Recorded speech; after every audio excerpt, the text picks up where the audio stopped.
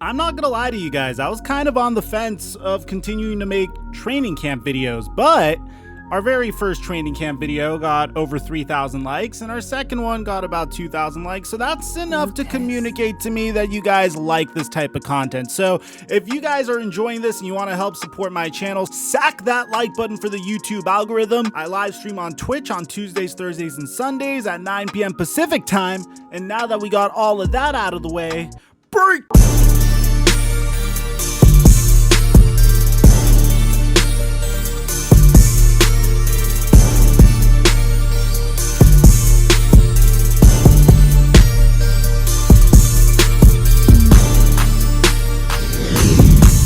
Mic check 1 2 1 2. What's going on, everybody? So in our very first rookie training camp update, I pretty much told you how Joe Burrow's doing, and I'm going to leave a link to that in the description down below in the event that you missed it. But to give you a brief summary, Joe Burrow is pretty much crushing it at training camp. Like, he is blowing away all expectations, which is fantastic because originally I felt like there may have been a chance that he would have been, I usually categorize draft busts into draft bust archetypes. You know, there's the draft bust that didn't have a good front office to nourish their talents. There's the draft bust that's a bust because their head coach doesn't really put them in the best offensive system to maximize their talents. And then there's the draft bust that just looked really good in college because he had a great system around him and great teammates around him, but he was just an average player. And I felt like Joe Burrow, if he did become a bust, he could have turned into that, but it looks like he's the real deal.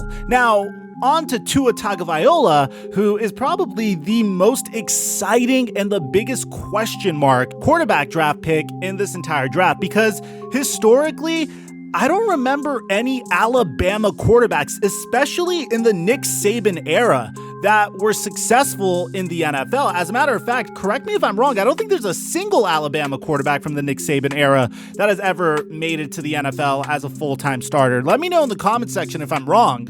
Now, what's really exciting about this is we get the opportunity to see how Brian Flores will build around a specific future face of the entire team.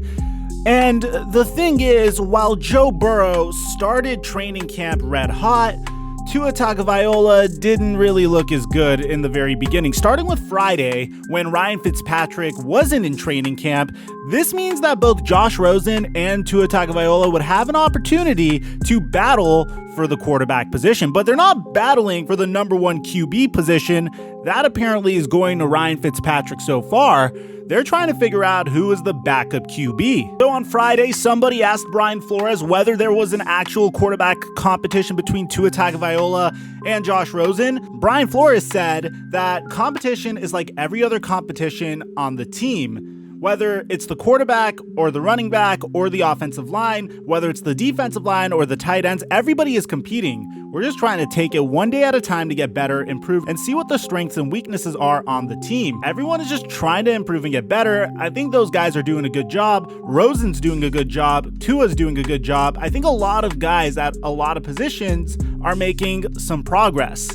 So to dive into how the Friday training camp went, well, Josh Rosen was 6 for 14 for 104 yards and threw a touchdown and an interception. Meanwhile, Tua didn't look as good because he had 2 interceptions with 99 yards and no touchdowns on 6 of 15 passing. Now, I want to take a moment to remind you guys of multiple things. 1, Tua hasn't played football in quite some time. And 2, he's also getting adjusted to a brand new offense. And 3, Josh Rosen is definitely a viable quarterback candidate to potentially overtake Tua and potentially play some games for the Dolphins. A lot of people forget that Josh Rosen is only 23 years old and is actually younger than this year's number 1 overall pick, Joe Burrow. And Brian Flores had this to say of Rosen: he's had a lot of good moments so far. We'll just kind of see how it goes and continue to get better. Experience helps for sure, but like you said, we don't have the preseason games, so we're trying to create situations to see whether or not that decision-making process is where we need it to be and where he wants it to be. He's putting the work in to do that. So are all of the quarterbacks. I know we're spending a lot of time on the quarterbacks, but it's really each player in each position from a situational standpoint and a decision-making standpoint. Everyone's got to make good decisions on the field, communicate, and try to put this team in the best position to string good plays together. Now, bear in mind, every piece of info I gave you so far was from before the weekend, because after the weekend, apparently, Tua Tagovailoa had a phenomenal day of practice today.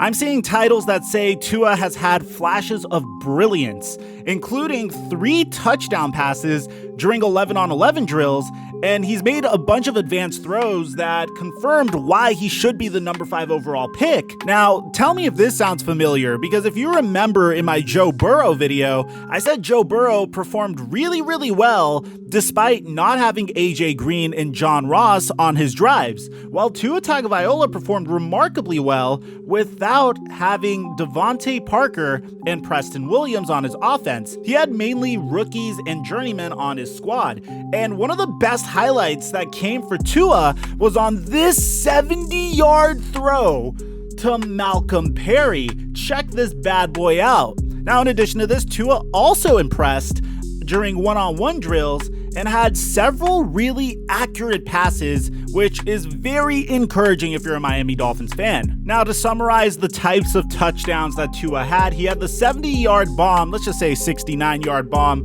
to Malcolm Perry on a go route, which was apparently the greatest throw of the day, a 25-yarder in traffic over the middle of the field to Ricardo Luis, and a short corner throw to Gary Jennings. They asked his mentor Ryan Fitzpatrick what they thought of Tua so far, and he said that Tua's doing a great job. For QBs, I like to see progress. Sometimes it's not necessarily a completion, but the thought process in making sure the ball's going to the right spot at the right time. Sometimes things won't look pretty, but it was the right decision.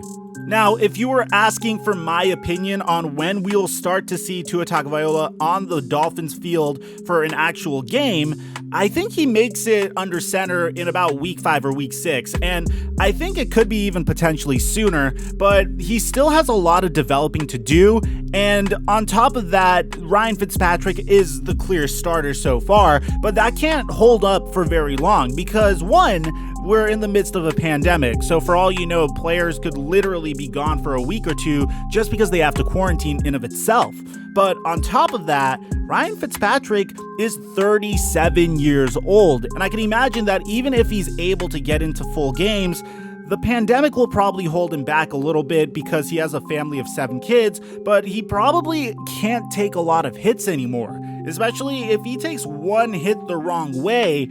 Then more likely than not, his career could be over. But we've seen plenty of craziness from Ryan Fitzpatrick, so for all you know, I could be 100% wrong about this. But let me know what you guys think about Tua. When do you think he's going to start? Do you think the Miami Dolphins are bringing him along properly? And what do you think they're going to do with Josh Rosen? Like, this guy is literally sitting through his entire rookie contract, playing backup despite being a top 15 NFL draft pick. This just doesn't make a lot of sense to me. I'm your boy Mikerophone, and I'm dropping the mic until our next upload.